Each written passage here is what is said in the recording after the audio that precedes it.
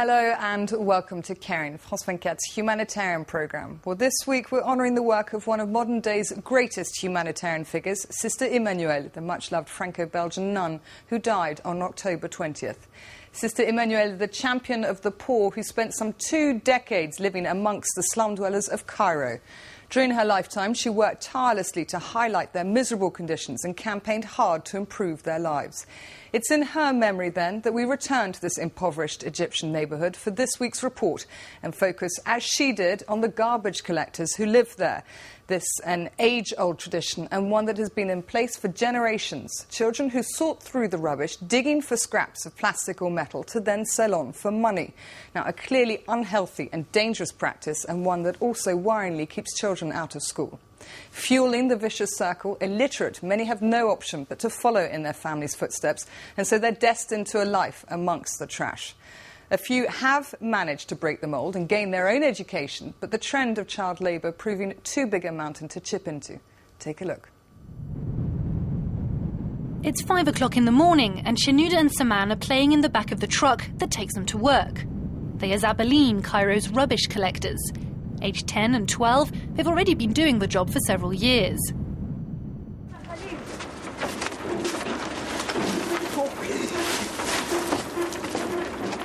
Shenouda's father takes them to this wealthy Cairo suburb where they pass from one overflowing skip to the next, collecting rubbish.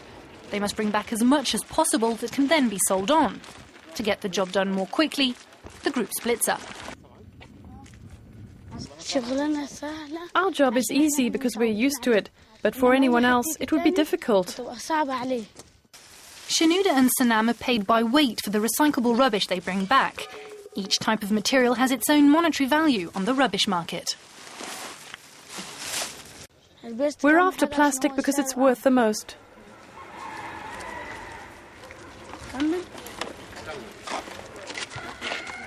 The 2 boys earn the equivalent of less than €40 a month for getting up before dawn 6 days a week.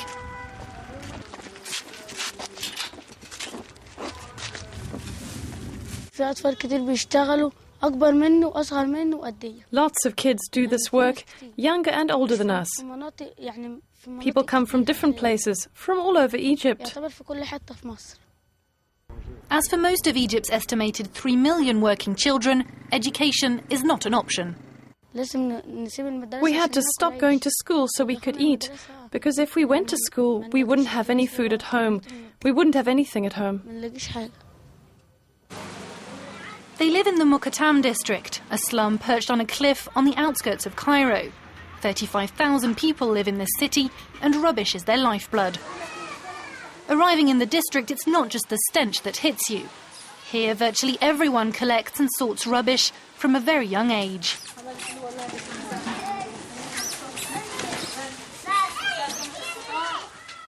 The Mukatam recyclers arrived around 40 years ago. Most of them are Coptic Christians who came from southern Egypt looking for work. This is the biggest of Cairo's 5 Zabalene districts, all of them predominantly Christian. A life amid the rubbish in wretched conditions of hygiene, where women sort household waste with their bare hands.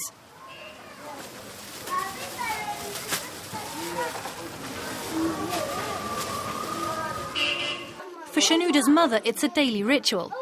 Every evening, the family sifts through the day's collection. The rubbish must be sorted before it can be sold.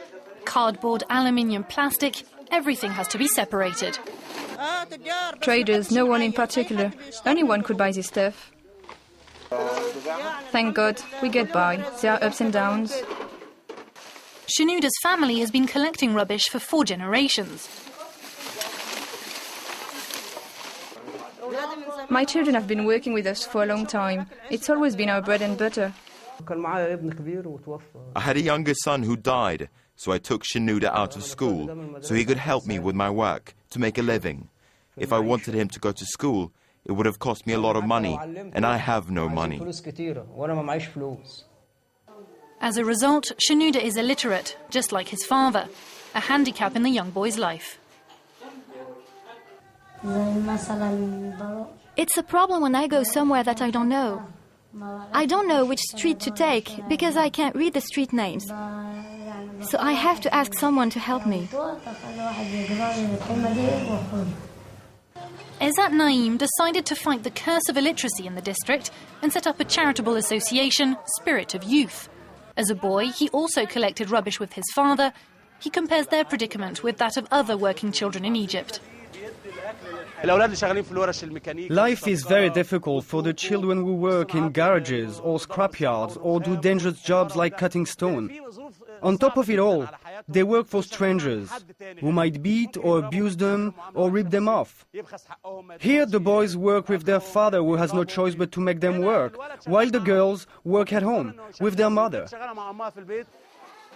Shenouda and Saman have dropped by Ezat Naim's association. They came today to bring empty shampoo bottles. Every Wednesday, I bring the bottles and sort them. Every week. Put these aside, 3 big ones and a small one.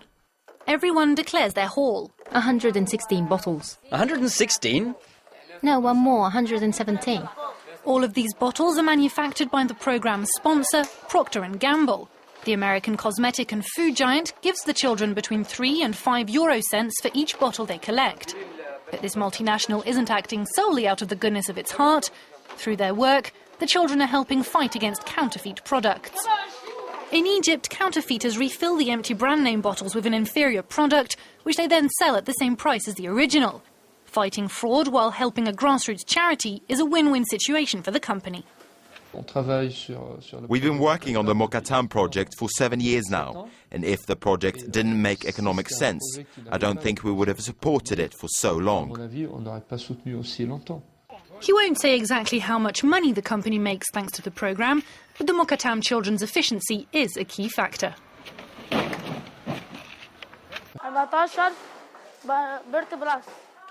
14 green ones, 117 big red ones, and 32 white bottles. The numbers are added up. Already 1 million bottles have been retrieved in 7 years. For the association's children, it's an opportunity to get a feel for the rubbish industry. I go to a merchant and let's say I buy bottles for 50 Egyptian pounds. I can make 50 pounds profit. I buy them by the kilo here, but I sell them on by the unit, so of course I make a profit. The Spirit of Youth programme was started in 2001 and follows a simple principle. In order for them to be able to earn £500 or £600 a month and bring the bottles in every week, they have to take reading and writing classes, as well as computers and hygiene programmes. The more classes they attend, the more bottles they're allowed to sell. Despite the commercial aspect of this project, the initiative is approved of by organisations working against child labour. The association has been recognised by the World Food Programme for its efforts. We know the situation that pushed the families to send their children to the labour markets and why the children work. And we are against the phenomenon of child labour, but we are not against the child or the working children or the child who can work. The definition of child labour is those who cannot do not receive an educational service, who work and cannot, and the work stops them from receiving an educational service. As soon as they start working, most of the children break with the education system for good.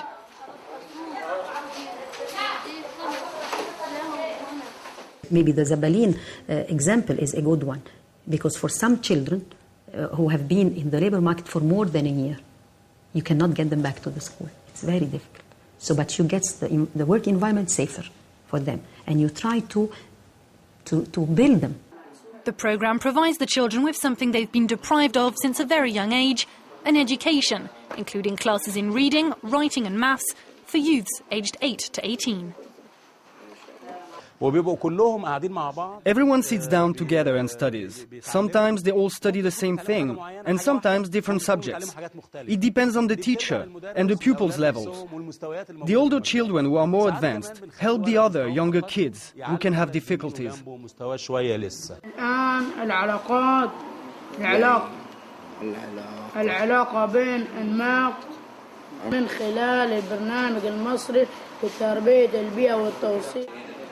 Saman and Shenouda mostly come here to sell their bottles rather than attend classes.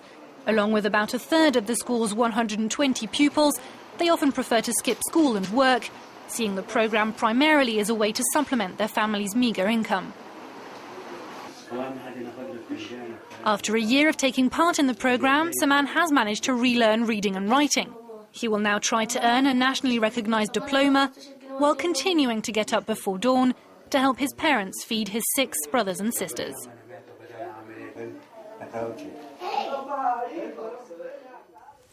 Well, that's it for this edition of Caring. Don't forget that you can see that report again and other programmes on our website, www.frosvencat.com. Then click on the link marked Special Reports. Join us again at the same time next week. Until then, thank you for watching and bye-bye for now.